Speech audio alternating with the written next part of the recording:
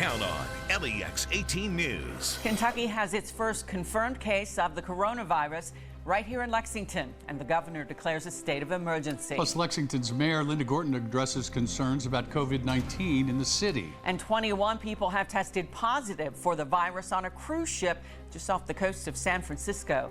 LEX 18 News at 11 starts now.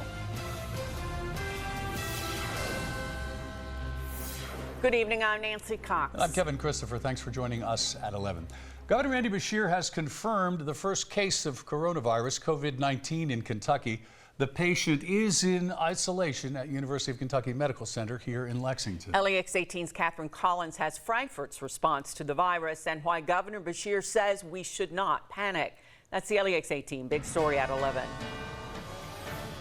A state of emergency has been declared after the first case of coronavirus in Kentucky was confirmed. At this time, it is a single case. It was expected.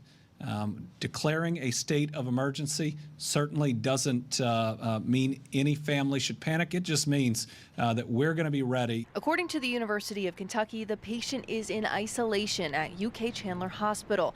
And a statement from the Wedco District Health Department in Cynthiana says the patient is from Harrison County. Governor Beshear says right now the risk of more cases is still low, but people who feel sick should stay home. Part of keeping people calm, and everyone should remain calm, is to know that your government is doing everything it can and has every tool. The Cabinet for Health and Family Services has set up a website with information on the virus. It's kycovid19.ky.gov. They've also set up a hotline for anyone with coronavirus concerns at 800-222-1222. We're all in this together, and we will overcome this like we have so many other challenges in the past, but it's going to take all of us to remain calm and to be prepared. State leaders say they'll have continued updates for Kentuckians about the response to the virus. In Frankfort, Catherine Collins, LEX 18 News. Governor Beshear also says he plans to work with Attorney General Daniel Cameron's office to prevent price gouging of health products. At the request of the governor, Lexington Mayor Linda Gorton has declared a state of emergency in the city. Now, that may sound alarming, but like the governor, the mayor is advising people to remain calm. LEX 18's Mike Valenti continues our big story team coverage. By declaring a state of emergency, the city of Lexington can now access additional funds and resources in its efforts to contain the spread of COVID-19. Mayor Gorton recommends people not read further into that declaration. I personally have several events for the weekend, and I will be attending them. And, we're at just a beginning stage where we know we have one case in Lexington. As of now, there are no changes to Keeneland's spring meet next month. Mayor Gorton also says there's no reason to cancel plans around Lexington. And at UK, students appear to be taking the news in stride. Personally, I'm not that really scared about it. Just being like a younger person, obviously most people in college are going to have a healthier immune system, and like looking at statistics of people dying, so the infected rate, it's not really something that's too concerning for me. Probably not. Probably just basic sanitary stuff like wash your hands, use hand sanitizer, just stuff like that. In the meantime, state health officials will be performing contact investigations, trying to figure out who might have crossed paths with the infected person. And often we have to ask both the patient and family members so that we can get a thorough idea of what their history was during the time that we think they were potentially transmitting or contagious to others. The Lexington Fayette County Health Department has launched a call center for general COVID-19 questions. That number is 859-899-2222. In Lexington, Mike Valenti, LEX 18 News. The Catholic Action Center here in Lexington has a plan to protect the homeless community against the coronavirus. That plan includes education, sanitation, and monitoring. On Sunday, Health First is expected to share tips with those staying at the center about how to stay healthy and identify symptoms. A sanitation team has also been tasked with cleaning the center 4 times a day, every day. On Tuesday, specialists with St. Joseph Hospital are set to tour the center and point out any weak points that make it vulnerable to the virus. We're concerned that they're also the ones who are often forgotten. We've got to keep it out of here as much as we can. The Catholic Action Center is asking the public for help keeping everyone healthy. They'd like help collecting orange juice and bananas. Bottled water is also a must because they have disabled all the water fountains to limit the spread of germs. More than a dozen people in the United States have died from the coronavirus, and now 21 people on the cruise ship held off the coast of San Francisco have tested positive for it. Nevertheless, health officials say the risk for most Americans is still low. President Trump visited the Centers for Disease Control in Atlanta today as coronavirus cases topped 250 from coast to coast in the U.S., reportedly hitting 100,000 worldwide. Earlier today, the president signed an $8 billion emergency spending bill for vaccines, testing, treatment, and preparations to contain the growing threat. Meanwhile, on that cruise ship quarantined off the coast of San Francisco with 3,500 people on board, test kits were airdropped, and with only 46 people tested, 21 came back positive. We have developed a plan to bring the ship into a non-commercial port. All passengers and crew will be tested. On Wall Street, stocks closed out an extremely volatile week by rebounding off the day's lows and ending with a positive sign, a much stronger than expected jobs report for February, but not yet showing the effects of the coronavirus on the workplace. We'll keep you updated about the coronavirus in Kentucky and globally, on air and online at LEX18.com. You can also get that same information on the go with our free LEX18 News app. Today, the weather brought us back to winter as we saw some light snow in the morning, which tapered off into flurries through the afternoon and even early evening for some of us. But now the MaxTrack Live Doppler not detecting any of that light precipitation late tonight, and it's going to stay nice and quiet through the remainder of the weekend. Although it's still cold out there, temperatures holding steady in the mid-30s at this hour, and eventually will bottom out in the mid-20s as skies will start to clear later on tonight. Then a warm-up begins tomorrow. Lower 50s for your Saturday. We spring forward to the 60s on Sunday. We'll take a closer look at that weekend forecast in a few minutes. Thank you, Jill. Still ahead, Tennesseans are slowly rebuilding after the deadly tornadoes that hit the state earlier this week. How you can help the people there is next when LEX 18 News at 11 returns. Count on LEX 18 News. I truly wish the Attorney General well as the next governor of the state as he assumes these responsibilities. I truly do. More than a week after voters went to the polls, Republican Governor Matt Bevin concedes the race when a recanvass showed little change in the vote totals. LEX 18 has team coverage of the day in Frankfort, including reaction from Governor-elect Andy Beshear. The race is now officially over, which means we can look forward and we can move forward. LEX 18 News at 6 starts now.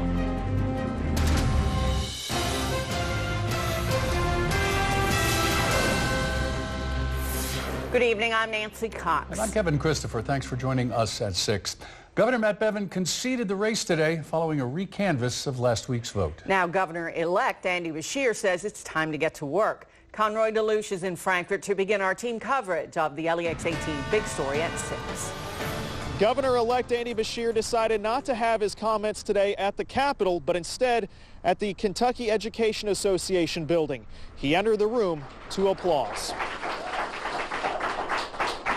Just about an hour after Governor Matt Bevin congratulated Andy Beshear in a speech at the Capitol, the governor-elect told his supporters that he's ready to change the tone in Frankfort. I believe that everybody now can take a breath and we can look forward to the future, and that everybody gets to sit down and decide, what do we want that future to look like? Beshear says that he's excited to get to work, a job that means working with Republican supermajorities in both the House and the Senate. Well, I believe that we've already seen some folks from either party working on some of those areas. I believe that there is going to be a sports gaming bill filed by a Republican representative. We're going to take a close look at that, and we're going to engage in discussions on all the other areas. Beshear says he will look to continue successful programs started under the Bevin administration as he addresses the issues he made central to his campaign. Well, my only goal is to get the best results for the people of Kentucky, to focus every day on education, health care, better wages, and making sure that we honor the retirements and the pensions of our public servants. I truly want the best for Andy Beshear as he moves forward. I genuinely want him to be successful. I want this state to be successful. Well, now the transition continues, and Governor-elect Andy Beshear will take to his office in less than 1 month for the inauguration. In Frankfort, Conrad DeLuche, LEX 18 News. 5,136 votes. That's how many votes Governor-elect Andy Beshear won by, and today's recanvass confirmed that. In fact, the Secretary of State says despite a few errors in the unofficial election night tally, only one vote changed today. LEX 18's political reporter Carolina Buchek has more in our big story team coverage. Attorney General Beshear will be the 63rd governor of the Commonwealth of Kentucky. After hours of going over numbers in this room at the Capitol, the Secretary of State reassured voters that everything is complete. So what exactly did they find? Well, there's two parts to this answer. When it comes to the unofficial numbers, which are the ones we saw on election night, 8 counties had errors. Things like absentee ballots not being counted or write-in votes being miscounted. But all of those issues were resolved before the recanvass even began today. Because when those counties certified their results last week, they fixed these errors. So today, when it came to the official numbers, only one vote in the entire state changed. And it didn't have anything to do with Beshear or Bevin. There have been no changes in the official vote totals versus the recanvass totals today for Governor Bevin or General Beshear. There has been only one change, and that was for Mr. White. It was one vote that was added in Casey County. Michael Adams, the Secretary of State-elect, was at the recanvass today, and he confirmed that everything was properly checked. I'm very satisfied. I want to reassure all Kentuckians this is being done by the book. I especially want to reassure supporters of the governor. I'm one of them. This is being done correctly and by the book. In Frankfort, Carolina Buchek, LEX 18 News. In Fayette County, the Board of Elections went precinct by precinct to ensure last Tuesday's count was correct. LEX 18's Michael Burke was there when the final result was tallied, and he continues our big story team coverage. Goodrich, Bevin, Alvarado 79, Beshear, Coleman 434, Hicks, Cormican 9. Governor Bevin's claim of voting irregularities wasn't exactly taken lightly in this man's office. I will never allow any of that kind of malarkey in my county. I'm sure these two won't allow it either. So I take it personally when the governor says something like that. Grand total. Fayette County Clerk Don Blevins Jr. needed 45 minutes to conduct this morning's recanvass of the county's Election Day result. The board members could not find a single error. Literally not one. I would have been the most surprised person in the room had we had even one vote change. Andy Beshear maintained the very same lead he had last Tuesday night. It's literally a computer does all the work for us, so it's going to be very difficult for us to make addition errors or anything like that. So as far as Blevins is concerned, the ball is now in the governor's court. 5,000 votes is very difficult to overcome statewide. There will not be that many errors. It's time. Because this time, Blevins said, Election Day ran about as smoothly as it ever has during his 10 years in office. We normally have a little bit of comedy at a precinct, something or two. We didn't even have that. Had very few voter appeals. The only major appeal came from the incumbent's office, which the state he still governs worked to remedy today. You need to graciously accept your defeat. Which he did at approximately 2:15 this afternoon. In Lexington, Michael Burke, LEX 18 News. You can get a look at the results of the recanvass yourself and our coverage of the governor's race on our website, lex18.com, and get the same information on the go with the free LEX 18 News app. We're following developing news in Lexington, where a golden alert has been issued for a 20-year-old missing man. Joseph Connor Boggs was last seen around 3:45 in the area of West Tiverton Way. He is blind, deaf, and has a traumatic brain injury. He was last seen wearing a black jacket over a blue hooded sweatshirt, jeans, and he had on sunglasses. If you see him, you're asked to call 911 immediately. Well, after a day that started to feel more like November should, really more like December should, but still better than where we have been, it's been a nice finish to the day as you look out with the St. Joseph Health WeatherBug camera. Beautiful colors of sunset. A little bright spot there. You can see Venus. So again, it's been a wonderful, wonderful latter part of the afternoon into the evening. The city is looking good. Now, temperatures this morning, they were cold. I mean, we're seeing some upper teens in Monticello. Low 20s in London, upper 20s in Lexington. Frankfurt was at 21 this morning. All right, that's normally a pretty cold November day, but that was still 10 to 15 degrees warmer than what we had the morning before. So at the moment, we're sitting upper 30s, low and mid 40s. As the sun sets, these temperatures will drop off pretty quickly, and there is a cool front working its way through. 44 right now in Lexington. Temperatures running 10 to almost 15 degrees above where they were at this point yesterday. So again, we have gotten the core of the Arctic air. We've gotten it out of here, and we won't have to deal with it for a while. Now, on the MaxTrack Live Doppler, nothing going on tonight. It stays that way for the foreseeable future, at least until the latter part of next week. Future track, all we're going to show you here is basically a shift of the winds to the northwest. That means a little bit cooler air for tomorrow. That's it. We'll talk about that and then look at your weekend in a couple minutes. Thank you, Bill. Nearly 6 months after a Pulaski County mother disappeared, police have made an arrest in the case. Today, deputies outlined the horrific details of Leanna Brumley's murder and who they say killed her. LEX 18's Lee Searcy has that story. Leanna Brumley's family knew something was terribly wrong when she vanished May 22nd. The young mother's social media went silent. Today, they know why. It's unbelievable. It's horrible. All we've done is went for months since May going through hell about it. It's as heartbreaking and horrific as the news can get. Deputies say this woman, 33-year-old Danelle Powell, is the one charged with murder. The information that we got that she was shot and then struck in the head with a hatchet and then burned. Why?